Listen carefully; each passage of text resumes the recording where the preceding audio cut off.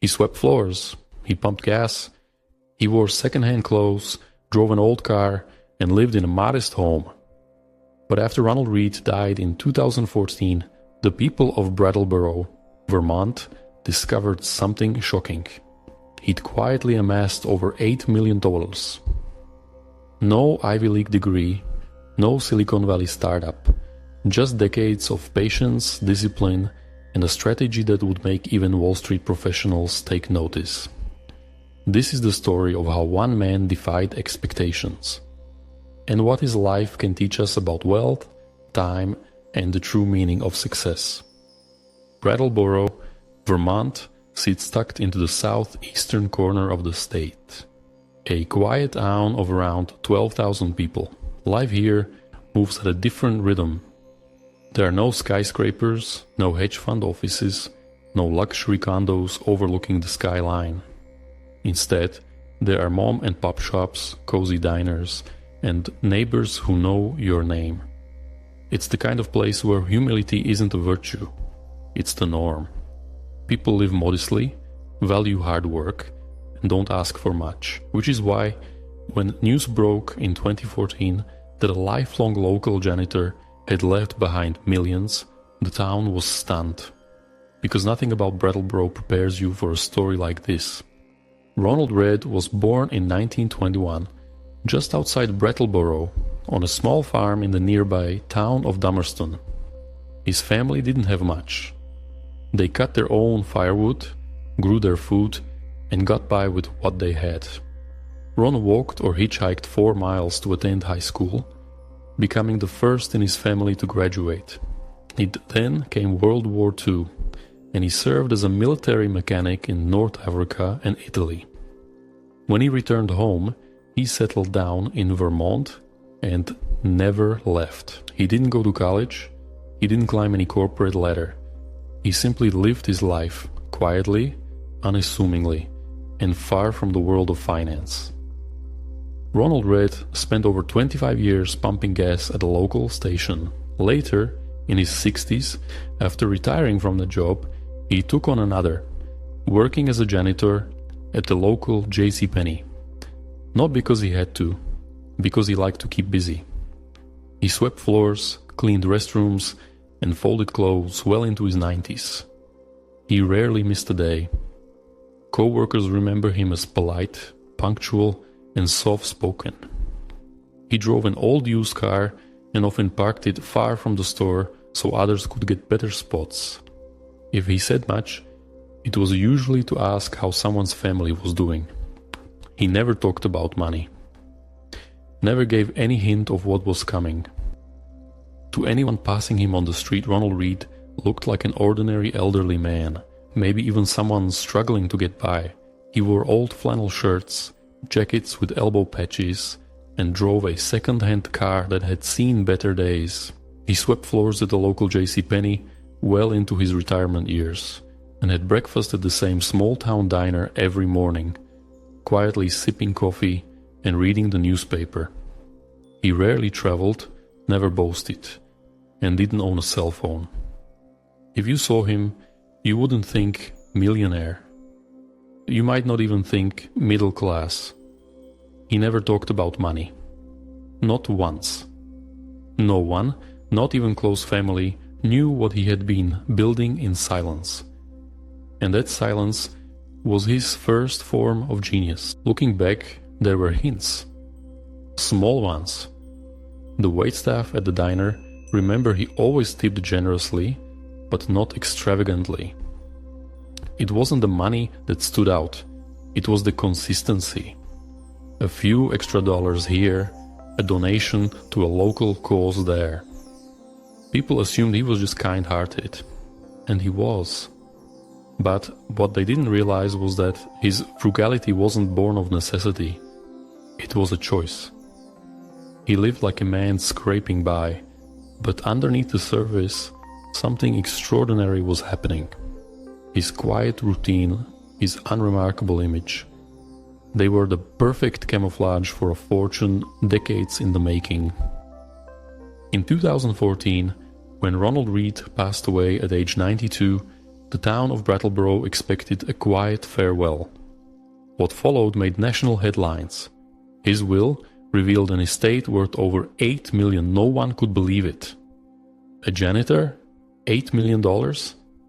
But it was real. And the generosity stunned everyone.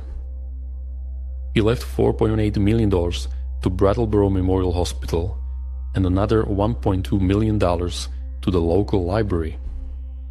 These weren't symbolic gestures, they were life-changing gifts for a town that had long known him as the man with the broom and the flannel shirt. This revelation was almost too strange to believe. And yet, it was all true. The big question came fast. How? Ronald Read had no formal education in finance. He never worked on Wall Street. But he was a self-taught investor, patient, methodical, and quietly brilliant. In the 1950s, he began buying blue-chip stocks, not the high-flying tech names or risky ventures. He focused on companies with long histories, steady dividends, and durable businesses. He reinvested every dividend, never sold in a panic, and rarely touched the portfolio. His philosophy was simple: buy good companies and hold them. Over decades, that approach and his unmatched discipline turned modest earnings into an extraordinary fortune. Read's stock holdings read like a who's who of American industry. AT&T, Johnson & Johnson, General Electric, CVS, companies with reputations for stability, not headlines. He never chased trends or tried to time the market. He didn't care about the latest tech boom or Wall Street predictions. What mattered to him was consistency: earnings, dividends, and time. He held through the recessions, ignored the noise, and stayed the course. His wealth wasn't built by chance. It was the slow result of relentless patience. In an age of fast money and constant distraction, Ronald Read's strategy was radical in its simplicity, and in the end, it worked. Ronald Read didn't have a college degree or a Wall Street background, but he had something else: curiosity. He was a regular at the local library, where he quietly read the Wall Street Journal and the business sections of newspapers. Week after week, year after year, he absorbed the fundamentals: company reports, dividend histories, long-term trends. He didn't talk about what he read, he didn't give advice, but he was studying, slowly, deliberately. While others chased tips and trends, Ronald stuck to the basics. For him, the library wasn't just a place to pass time. It was a classroom. And in that quiet space, without fanfare, he was building a foundation for something no one saw coming. What made Ronald's story so astonishing wasn't just how much he earned, it was how little he spent. He lived in the same modest home for decades. His clothes were mended with safety pins. He reused household items until they simply couldn't be fixed. He didn't own luxury items, never upgraded to the latest gadgets, and avoided debt altogether. To Ronald, value wasn't about what something cost. It was about what it gave in return. He had no interest in appearances, no need to impress. His frugality wasn't a sacrifice, it was a system. Every dollar he didn't spend was a dollar he could invest. And he made every one of them count. Here's where the magic happened. Ronald Read didn't strike it rich overnight. What he understood, and what many miss, is the power of compound interest. It starts slow, barely noticeable. But over time, it grows exponentially. A few $1,000s in blue-chip stocks, earning steady dividends, reinvested over decades. That's how you turn modest wages into millions. The secret isn't timing the market or picking winners, it's time itself. Ronald gave his investments time to work, and they did. The longer he held, the faster the growth. It's not flashy, it's not exciting, But it works, if you can stay the course. When Ronald's story broke, the financial world took notice. Advisors and economists called him a textbook example of long-term investing done right. Some even described him as the ideal investor, consistent, unemotional, and disciplined. He outperformed countless day traders and self-proclaimed market geniuses who tried to beat the system. His approach mirrored strategies praised by Warren Buffett. Focus on strong companies, ignore the noise, reinvest the dividends, and wait. Ronald didn't need a finance degree or a trading algorithm. He needed only patience, humility, and an unwavering belief in what he was doing. And that, it turns out, was enough. So what was Ronald Read's true edge? It wasn't luck, it wasn't genius, it was temperament. He never panicked when the market dipped. He didn't chase hype or sell in fear. He understood the companies he invested in, and he trusted that time would reward discipline. His patience, decades of it, became his superpower. While others acted emotionally, Ronald remained steady. He played the long game, not because it was popular, but because it made sense to him. That quiet consistency, rooted in knowledge, not ego, is why it worked. It's not the story Wall Street usually tells, but maybe it's the one we should be listening to. When the news of Ronald Read's $8 million estate broke, it wasn't just the size of the fortune that stunned Brattleboro, it was the way he chose to give it away. The local hospital, Brattleboro Memorial, received $4.8 million, the largest single donation in its history. The administrators were overwhelmed. That money went to new equipment, better care, and more access for patients. The town library, another of Ronald's quiet haunts, received $1.2 million. It meant expanded programs, better facilities, more books for future generations. These weren't just donations. They were investments in a community he loved. People who had known Ronald only as the man with the broom were now reading his name on plaques, feeling the weight of his generosity and realizing just how deeply he'd cared, even if he never said a word about it. Major financial outlets quickly picked up the story. CNBC, the Wall Street Journal, even international news ran headlines about the mystery janitor who outperformed most hedge funds. It sparked real reflection because Ronald Read had done what many with MBAs and Bloomberg terminals struggle to do: build lasting wealth without speculation, leverage, or hype. Analysts called him a master of fundamentals. Some admitted it that his discipline and simplicity were traits most professionals lose sight of. Here was a man who didn't work in finance, didn't follow earnings calls, didn't trade on apps, and yet he left behind a legacy stronger than many seasoned investors.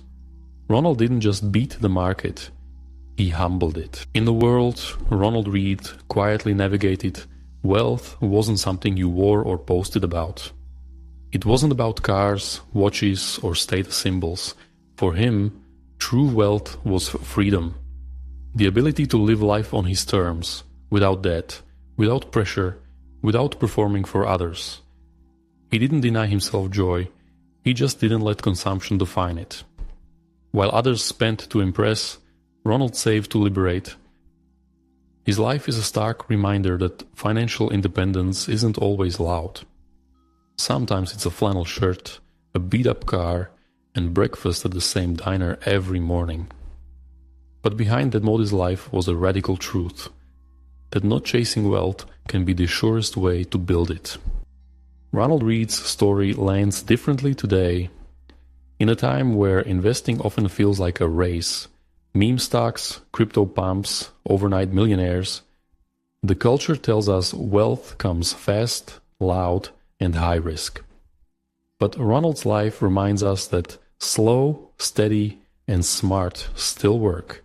For millennials and Gen Z, juggling student loans, housing costs, and side hustles, It's easy to feel like investing is a game rigged for the rich. But Read started with nothing. No shortcuts. Just a commitment to the basics. Save more than you spend, buy quality, stay invested. His story shows that real wealth doesn't need to be complicated. It just needs time, patience, and consistency. That's not trending on TikTok, but it's how wealth is actually built. What makes Ronald Read's legacy extraordinary isn't just the number in his bank account, it's the values behind it. He lived on his own terms. He didn't chase status, he didn't try to impress, and he never made money his identity. Instead, he chose humility over ego, independence over approval, and quiet generosity over recognition. His life was a reflection of discipline and intention. A belief that doing the right thing, even when no one's watching, is worth it. The money was a result. The real story is the man behind it. Someone who showed us that the most successful lives aren't always the loudest. Sometimes they're lived in quiet rooms with simple routines and deep values. At a time when so many feel left behind by the economy, when the cost of living outpaces wages and the financial system feels out of reach, Ronald Read's story cuts through the noise. He didn't have a perfect life or special advantages, but he built something extraordinary through behavior, not background.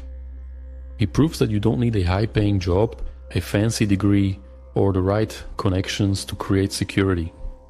You need consistency, patience, and a mindset that values freedom over flash. In an age of inequality and anxiety, that message matters more than ever. Because if a janitor from Vermont can do it, maybe it's not impossible after all. Ronald, the frugality of his habits and the patience of his investments, he left behind something more powerful than money.